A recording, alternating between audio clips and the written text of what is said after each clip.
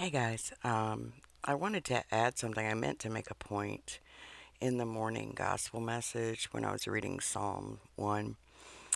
And it says, His delight is in the law of the Lord, and in His law does He meditate day and night. That means just the teachings of God, the morals that God has taught us. And He shall be like a tree planted by the rivers of water that bringeth forth his fruit in his season.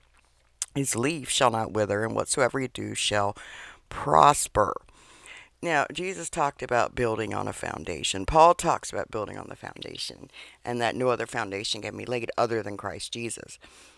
And being firmly planted means the ideas of what's okay in societies will change. We know that just from history and you can travel. Anyone that travels knows what's culturally appropriate or inappropriate, what's acceptable and what's not. Like there's a huge difference between the values that the West has versus the values of like let's say the Near East.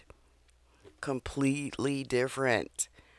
However, when you base your morality on what God says, you can be faced with all these moral dilemmas. What if this? What would you do this? And it's easy. It's black and white. There's no gray. There's what's good and loving and of God. And then there's what feeds the flesh. Period. It's black and white. And so one of the things we have is instead of having to sway here and sway there, we stand on solid ground. And so you'll see this. You'll see like for Christians, we were allowed to say less and less of what God said is true. Some of us said it anyway. Some of us had things taken down, threatened, and so forth, and had to go to other platforms to be as blunt as we'd like and still be on. Um, but you'll notice the more we compromise our values, the more they expect us to compromise it. And the fact that we are able to speak freely according to our conscience is something we need to stand on. That does not mean being hateful to people, but it doesn't mean people aren't going to say, that's hate, nonetheless. Because people think hearing what they don't like or hearing things they don't want to hear is ugly, hateful, unloving, and that's not the case. So when we have a foundation that's solid, it makes things so much simpler. It doesn't mean that you don't think for yourself. It just means you have godly wisdom and that you don't have to agonize over, well, what about this? Would this make it right? No, it still wouldn't make it right. It's never okay.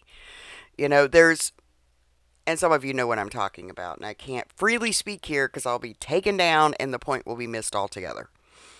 So anyway. I need to get back over to Rumble. I was setting up something on there, and as well as a Patreon, so I can speak freely on some things. Not because I'm afraid to, but because everything triggers something, and it's frustrating. I never thought it would happen in this country, and I'm glad it's starting to move in the other direction. Because there are people that have real ugly, hateful things to say. Um, and you know what? I would fight for their right to say it as much as I hate hearing it. Because when we take that right away from others, we are condemning ourselves. If the tide turns, like people were really happy about all this stuff over in Europe and other places, arresting people for saying things that were ugly online. Well, I don't like it when people are ugly online. Till I looked at what they're claiming is ugliness. Some of it was just moral outrage. Some were arrested for praying inside their house because of the location of their home was within a safe termination clinic area. So they were warned not to pray, even privately, or they could face legal action. That is scary, guys. Think about it. It might sound good to one side. What when the tide changes and then the other side decides what's hate? Then they're going to be, it's not fair. We don't get to say what we want to say. We have speech so that we can work things out, get rid of the bad ideas, and come together for a better way of living together and working together. And love is the key. Selflessness, absolutely. But you don't throw morality out with it. It's it's a difficult conversation to have, speaking vaguely. So I will say this: when you are meditating on what God says is true and right, and He loves us, when you're faced with these so-called moral dilemmas, it's an easy answer for you. It's black and white. It gives us a way of knowing what God says is right and what God says is wrong. In the garden, we decided we were going to say what's evil and good. And I would rather be under God's grace and believe Him as the holy, perfect, righteous one that created everything. I think He is the one that is able to say what is good and what is evil. All right, you guys. God bless you. Have a great day.